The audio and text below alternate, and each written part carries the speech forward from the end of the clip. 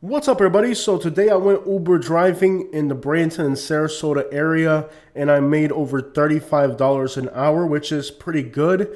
I made about $128 in 4 hours of driving. Our first passenger was in a gated community in Lakewood Ranch, and I took him to the Sarasota airport. From the airport, I got a ride all the way to Siesta Key. The passenger to the airport gave me about a $10 tip, and the person that was going from the airport to Siesta Key also gave me a $10 tip. So at this point, I'm cruising down Siesta Key to pick up my third passenger, but I've already made over $20 in tips.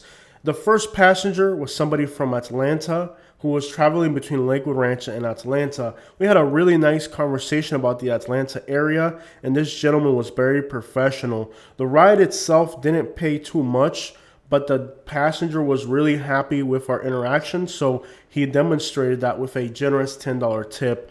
Our second passenger, I believe she was flying in from Denver, Colorado. She is originally from Scotland. She was really nice. She also gave me a very generous tip, and this individual person traveled a lot, and it was just really nice to hear her and learn more about her. So these two rides to and from the airport were very successful, but because of red tide exposure, it was really a big risk for me to go to these high dollar areas along the coast because I have respiratory complications from the red tide, and I really didn't know how bad it was going to be for me along the coast.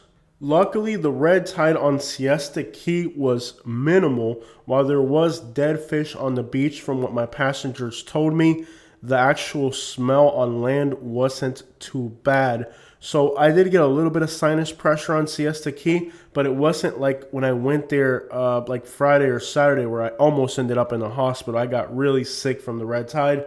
I knew it was a risk, but I took it because I couldn't afford to go work back in Bradenton like I did the previous day, where all day long I only made $1 in tips. So I couldn't do that. I had to go back to the high dollar areas, and as you can see, traffic on Siesta Key was very congested. The third passenger that I picked up was somebody from Virginia that was down on vacation. This passenger also gave me a very generous tip of nearly $10. So at this point, every single passenger that I have seen has given me almost a $10 tip. And this is the way it is along the coast if you can make your passengers feel very appreciated. With this particular passenger, I asked them personal questions, got to know them, told them a little bit about me, but learned a lot about them as well. And it was just a good interaction that they felt happy with. Now, people who are fairly wealthy or well off can have really good conversation. Well, if you're working in poor areas, a lot of times people there are kind of hostile. They don't want to have a conversation. They feel like you're trying to scam them or something. But, in these rich areas, you can have really good conversations with people. You just have to know how to talk to people and not be weird or off-putting or sound like an idiot. It's called the art of talking, getting to know people, making them feel comfortable, making them laugh, making them smile. And if you can make people smile, laugh, and have a good time, they will usually really, really appreciate the ride. Keep in mind, too, that I'm in a very expensive, newer vehicle. Plus, I have a good personality. I'm very comical and engaging, and I know how far I can go with people, or I try to gauge that without ever stepping over the line. So these are people that are wealthy. They travel a lot. They've lived in different cities and different places. They've lived in different countries. They travel all over the world and the United States. So asking them the right questions about their travel experiences, anything that, could be interesting that they would enjoy sharing about them. Knowing when to shut up, I think, is also really important. There's times where you just have to be a good listener, and that's hard for me because I like to talk, and sometimes you have to shut up and really work on listening to people. Take a look at the size of this banyan tree on the left. It's in southern Sarasota. That is one single plant right there. What a massive plant. A lot of the older homes are being knocked down and replaced with kind of McMansions, and this was a good conversation for one of the passengers today because they kind of lived in this area for many years and they remember the old cottages that were there before, and they're not really pleased with all the new home construction. So there are people that have different sensibilities, and you really have to know what conversation is good and what conversation is bad, because what one person may think is good, the other person may think is bad. So, there is an art to conversation, and it's really important that you don't turn people off or say the wrong thing while conversating with people. And when dealing with rich people, there's a certain way you got to talk to them. But, I really enjoy the conversations with wealthy people. Many of these conversations require a lot more listening than talking. A lot of people think that Uber driving is demeaning, but I don't think so. I have conversations with lawyers. I've been stuck on a 30-minute drive with a lawyer whose watch is worth more than your house. And these are the types of people that, if you get on a one-on-one level, you can learn so much from these wealthy people, these lawyers, bankers, just all these incredible occupations that got them to live in these wealthy areas. These people have a lot of knowledge, and if you can pick their brain in a way that is enjoyable for them to break down for you, you can learn a lot from these individuals. So a lot of people see Uber driving as this demeaning thing. You're stuck driving somebody to McDonald's, but that's not exactly the case. And I really prefer to work along the coast. Now, along the coast, there aren't these price surges. The price surges are mostly going to be in the urban cores. We may have heard the phrase that first impressions are everything. I'm a nice looking dude in a brand new pickup truck. I speak really good English. My car doesn't smell bad. When somebody gets in my car, they kind of understand the package they're dealing with. And if you show up in a beast, just a different type of Uber with a whole different type of initial presence, it's never going to be the same. It's just, you get what you get, and people just like to judge things by face value. So if your initial presentation is pretty good, you can get off to a pretty good start. And like I said, I really make the best of what I do on Uber. Today I'm at about $33 an hour. I woke up whenever I felt like it. There's no obligation. And not only am I making the money on Uber, but I'm also looking out for stories from my YouTube channel. And every little piece of footage that we're looking at today came from me driving around. So I found a way to make it work for me. And I really enjoy driving around these beach areas. A lot of the stories that I get are just organically from the ground, and you're not going to get that if you're just behind a desk all day. So like I said, I see some of the comments from people saying that this is a demeaning job, but I think it's very satisfactory. And if you can just get the right type of passengers, it can be really enjoyable. One passenger that I had today is from Cuba. So me and her got off to a good start because I'm Cuban, as you guys know. And she was telling me that before coming to the United States, she lived in Brazil. And she was telling me she wants to go back to Brazil. She just doesn't like the United States. She said that while in Brazil, she only made about 1,000 euros a month.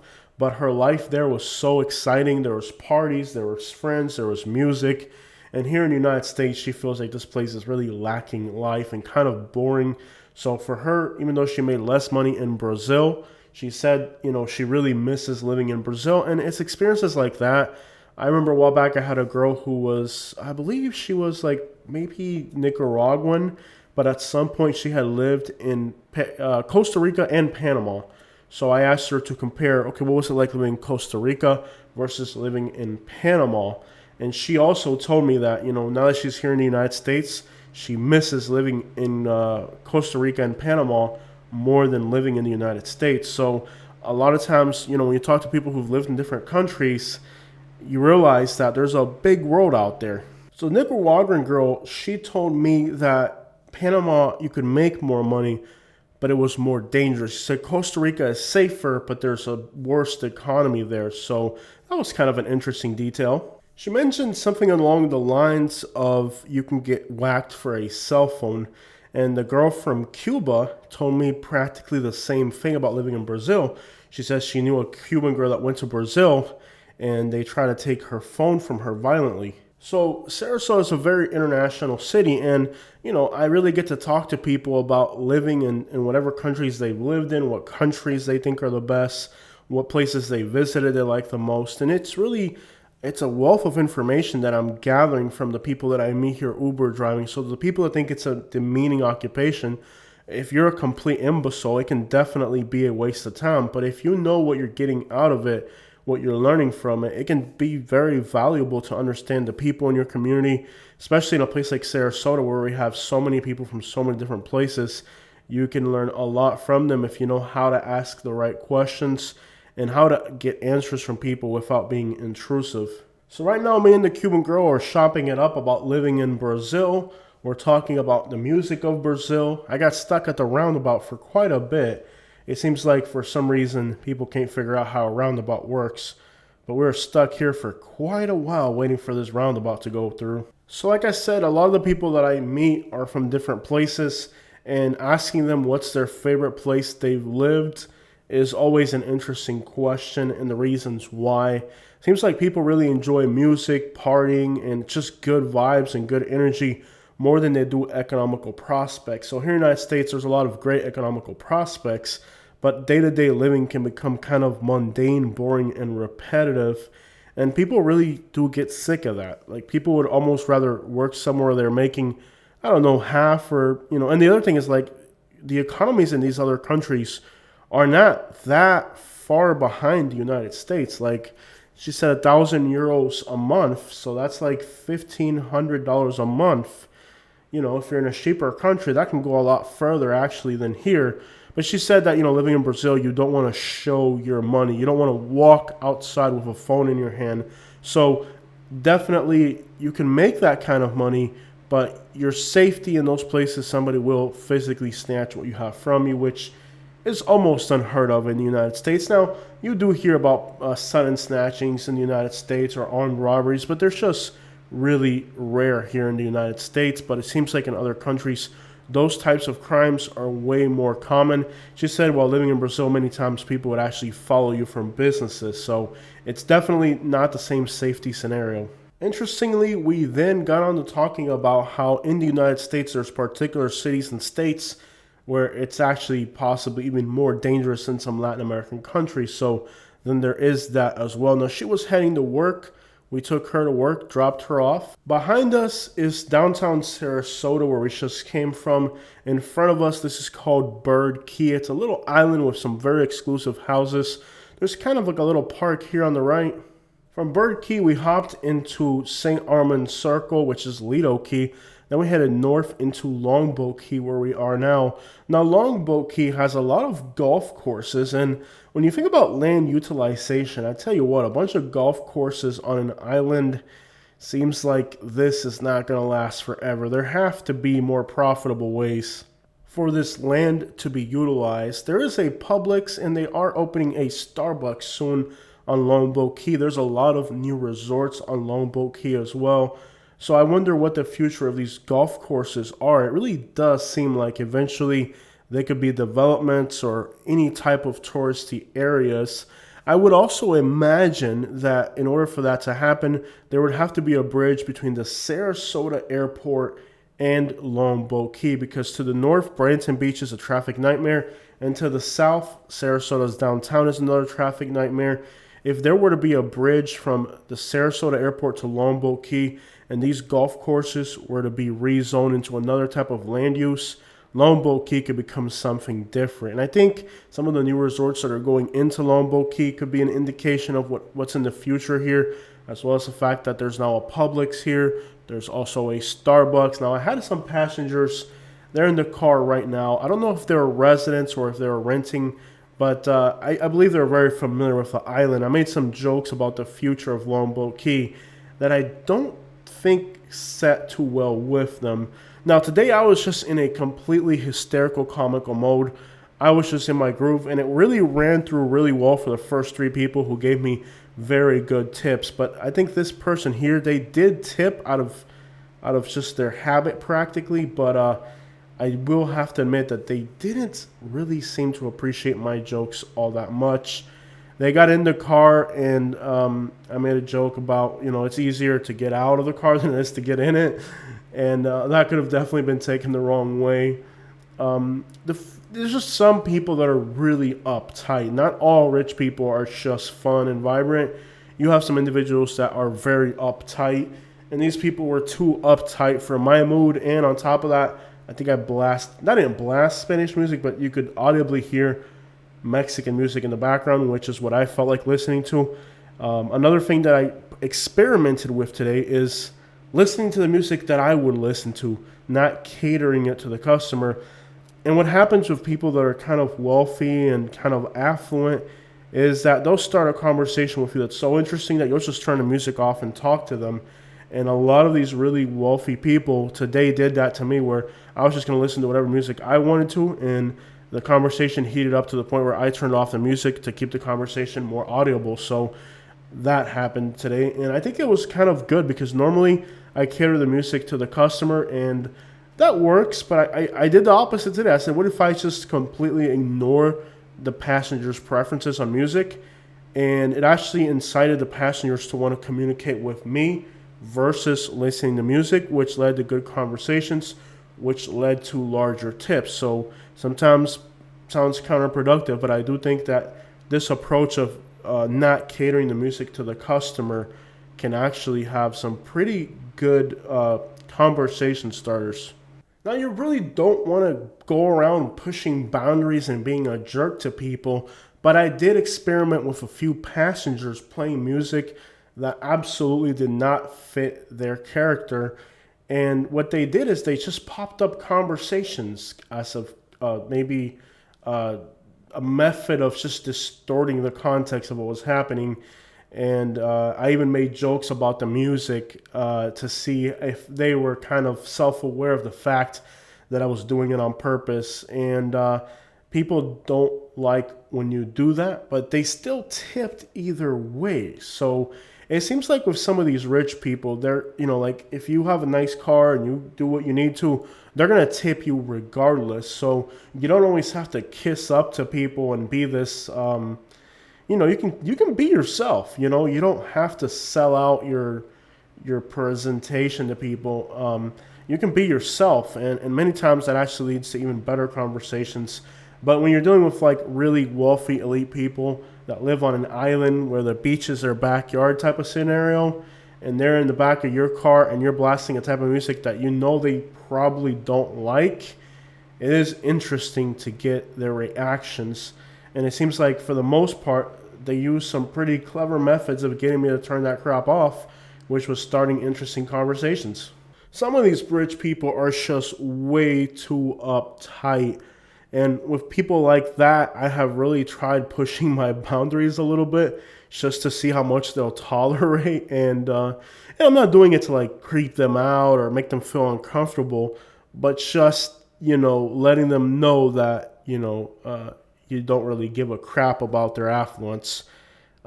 It's been kind of an interesting experiment. I don't do it with everybody. The idea is to make good relationships with good conversations, but I've had it where like one of these rich snobby guys, you put up with all their crap, you cater to every need, and then they don't tip you. And then you feel like you got the dirty end of that. So with some of these more affluent people that are just more stuck up and they're not really in a good mood, and they're just like, yeah, we're going to dinner tonight. We've had dinner here many times before, so we're pretty sure it's going to be the same old day. And then you're like, well, we're going to listen to some Mexican music. How's that? You know what I mean? I did it with a few people, and my surprise is that they still tipped. I was like, wow. And I had, a while back, I had this redneck guy. Me and him actually became pretty good friends because for some reason or another, our schedules correlated many times while Uber driving. And I gave him many rides home many times. This guy is like a bouncer type dude at a club or something like that. And what's interesting is like the first time I got him, I just wasn't in a good mood that day, and I purposely played Mexican music knowing that this guy did not match the profile. And he gave me a tip. So sometimes, you can kind of just completely ignore the passenger and just even not cater to them in any type of way, and they'll still tip you because that's just the way some people are built. Some people are just going to be what they're going to be. And like, I think a lot of times for these Uber, for the most, not everybody, but for a lot of people, like when they come to Florida, they're going to get the Dominican driver, the Cuban driver, they're going to get the Haitian driver. They're going to get the guy that doesn't speak English at all and is going to be blasting music from a country that they have no idea what the crap it is. And I'm not going to lie, like I've ordered Uber a few times now, and like one time I got a Haitian that spoke practically no English. It was probably the worst Uber ride I've ever gotten. I tipped him $20 just because I felt like giving him $20. And then another time I got a guy from one of the really tiny Caribbean islands. I couldn't remember. I think it was Antigua in Tampa. He talked. If I asked him a question, he'd answer it. But he wasn't talkative. It was just kind of like an older like dude from Antigua. and he just, he just did his thing. If you asked him a question, he'd answer it, but he wasn't socializing. Another time in Tampa, I got a white guy that listened to rock music who had like 15,000 passengers and very uptight, serious. Another time in Tampa, I got another Uber driver that was kind of very serious. He was a Cuban guy, very serious, but we got off to a good conversation. So, you do, I guess part of the Uber experience is what type of weirdo is going to come pick me up today. Now, we ended up on Bradenton Beach, and the red tide here was just unfreaking bearable. Enough to knock a horse out. But the thing about the red tide is some people are not affected by it at all. I'm the type of person that could end up in their emergency room. But, like, I had passengers today, and they simply were not even affected by it in the least bit. It didn't bother them. Now, on the left of us, there's these little piers, and there's actually people fishing on the piers. So I was about ready to go to the emergency room right about now. Like, the red tide really gets me sick. And here in Bradenton Beach, the levels were definitely noticeable. So I wasn't feeling too good. But like I said, not everybody's affected the same. So I had some people from Iowa, and they told me that they absolutely were not affected by it at all. And I could feel sick at the time when I picked them up on Bradenton Beach. But for them, it didn't affect them. And they were just having the time of their life. And I was like, good, I'm glad it doesn't affect you. I'm glad that you're able to be here and not be bothered by this red tide crap. Now, there are a lot of people from Iowa that vacation in Anna Maria Island and in Bradenton. Not sure why, but that's a thing here.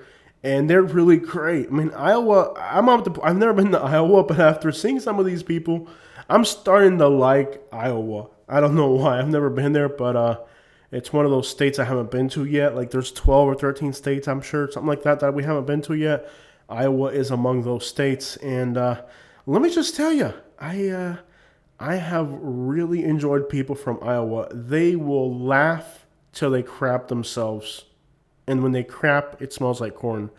The only thing people from Iowa are really into is corn. If you talk to them about corn, they will be happy. So, I ask, hey, where are you guys from? They're like, oh, we're from Iowa. And I'm like, oh, Iowa, okay, yeah. So let me guess, your town has the best corn in America? So they start cracking up, and Iowa people are just, they always laugh. They're just fun people. I can't tell you I've ever had a passenger from Iowa I haven't liked. I had these people laughing so hard that they were like literally about to faint and pass out because I just ran through a comedy skit that I run through. I mean, as soon as somebody tells me they're from Iowa, I tell them, oh, let me guess, your town has the best corn in America. And it's not the next town over that has the best corn. Because, like, the first few times I got people from Iowa, they would always start bragging about their corn. And I'm not going to lie, the first 3 or 4 people from Iowa that I got, they were, like, awkward to me. Because they were like, yeah, my town has the best corn, eh? Or something. I was like, yeah, I'm sure it does. But now when they get in the car, before they start talking about their corn, I'll ask them if their town has the best corn in America. And they're just fun people. They really are. It's the only conversation is always about corn. But hey, whatever makes people laugh and happy, that's what we're here to do. They gave me a good tip as well. This was the type of day where just back to back, everybody tipped.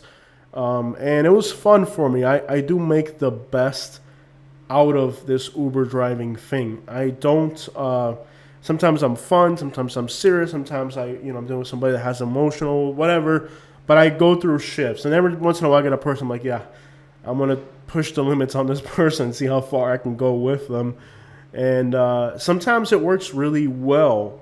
I've noticed there's a lot of Amish people on Anna Maria Island. Now, I usually see them in Sarasota, but saw quite a few in Bradenton Beach today, and Anna Maria Island as well. Now, in the Uber training, they specifically tell you not to ask people where they're from because they could be offended. Maybe in Washington State or in Oregon or California that works, but here everybody's on vacation, and the curiosity of people wanting to know where I'm from gets them in the first 2 or 3 minutes. So, I'm like, hey, what's up? I'm Jose, I'm from Cuba. I've lived in Florida for 20 years, and I'm probably not going to kidnap you, and they just crack up there. Because like, if you don't tell them, they're going to start digging and itching until you tell them. And it's a beach resort town. These people are from England, Scotland, Ireland. Like, they're from all these different places. Cambodia, Bali. I get people from everywhere. So they're itching to know where you're from. And if you beat around the bush, it just drags it out. And for a lot of these people, I am the real deal Florida Uber tour guide. I'm in a giant red pickup truck. I got a beard. I'm in a pickup truck. I am the real deal Florida tour guide. These people have complete faith and trust that in this monstrous red pickup truck, I'm going to take them safely to their destination. So, my name is Jose. They want to know how Jose looks like Larry, basically, because I kind of do look very American, and the truck with the alligator head and the inside doesn't really help. I really look very American, and they want to know how, where you're born here. It's always going to happen. So, I'm sure in other parts of the country that Uber advice works well, but here in Florida, in a beach town where everybody you meet is from somewhere different, they're as curious as you are. And there are times when, I use my best judgment. I can perceive that somebody's more timid or sensitive, and then that conversation doesn't really come about. You can really gauge by the level of interaction that you get from the next person if that's an appropriate question. And it isn't always an appropriate question. Somebody doesn't just get in your Uber and you ask them where they're from. That can definitely be a turnoff for somebody who's timid. So that question for somebody that doesn't have good depth perception may not be a good question to just randomly start asking people.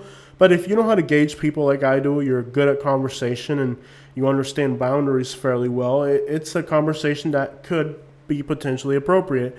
But, it's just for basic guidelines of Uber drivers with ninth grade education type deals. Perhaps it's good to put that in there for them, because there's definitely situations where that's not appropriate. Now, I'm going to guess that's probably like the young Uber driver who's trying to hit on every girl he gets. And for that idiot, perhaps those types of guidelines will make some sort of sense.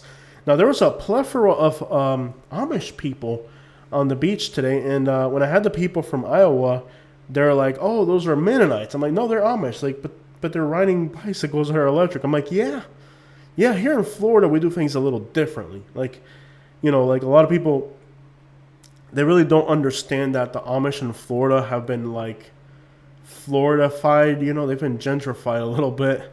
They're not purely like the ones back home. Like, 'cause they're like, oh, we have Amish back home and they don't do these types of things. I'm like, yeah, you're in Florida.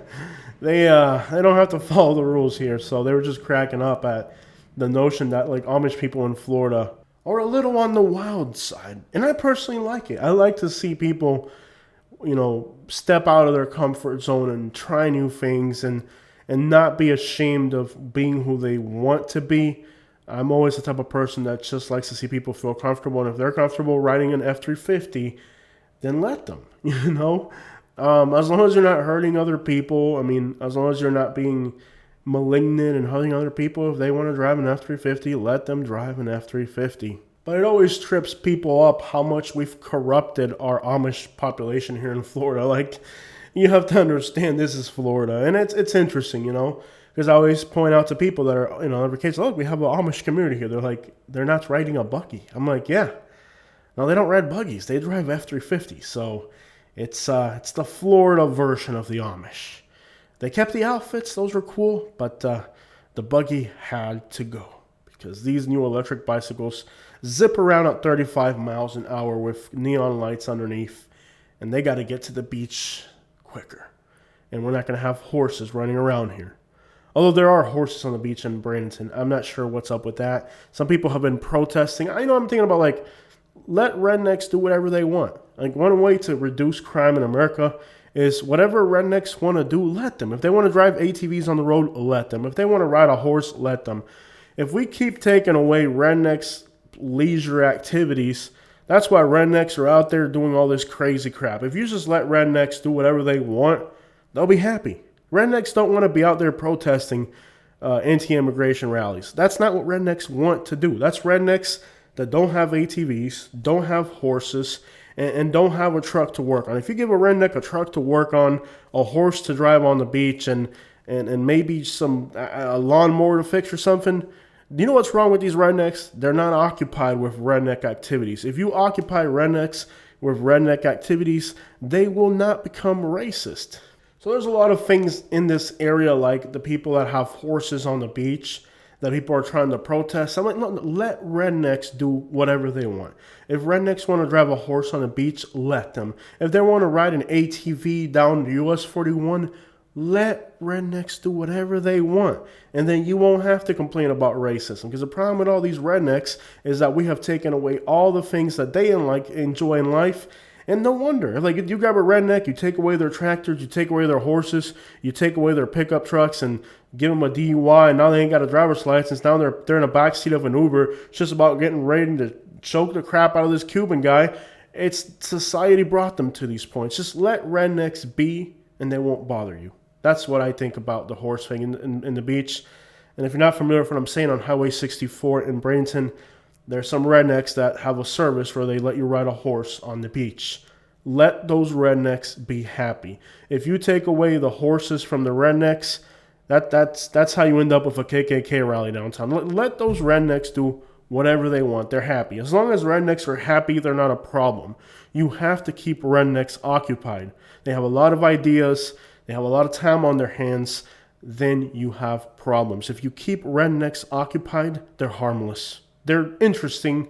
They're annoying. Sometimes you have to shut down Main Street so they can have a horse festival down. Let them. I would rather have a horse festival than a Klan rally downtown these days. So the last people that I got were some young kids that were working on the island and Uber driving back to their home.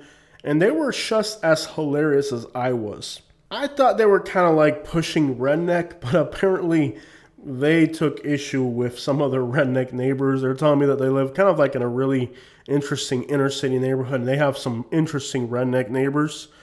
And I love how they made a distinction between, like, all these guys on the right are rednecks and on the left they're hillbillies. I'm like, wait, hold on. You're making a distinguishment between rednecks and hillbillies? Like, break this down. Like, yeah, they look like, the guy looks like he's married to his sister type stuff. And I tell you what, when I got to their neighborhood to drop them off, it was prime real estate. And they tipped me generously as well. Can't remember right now what they tipped me, but it might have been something like $15. So today was a day that the passengers were extraordinarily happy with my obnoxious behavior because they tipped me really well.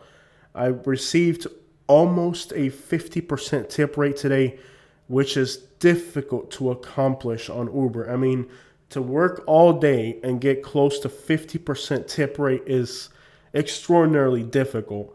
And doing that while being yourself, making edgy jokes, and, just not really being a lump on a stick, just being yourself and having fun. I had fun today. Made money, had fun, met great people, and they were very generous accepting my presence. And I couldn't be happier. It was a great day. The previous day, $1 tip. Today, I'm not sure, but something between $30, $40, $50, something in that range. And, for these young kids that were the final ride of the day, when I saw how much they tipped me, I almost felt bad taking it because I saw where I was dropping them off, and, I feel like, I think like they deserve it more than me because they're working and, all that. But hey, when somebody, life isn't always like, I've always been the person that's been the giver and the helper. And when somebody gives back to me, sometimes it's hard to accept somebody else's generosity, but, I do accept it wholeheartedly.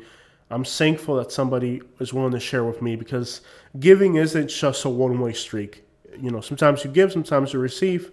And today it was upon me to receive generously from the community, and I'm very happy about that. That's a good day Uber driving along the beaches of Sarasota and Bradenton with generous passengers.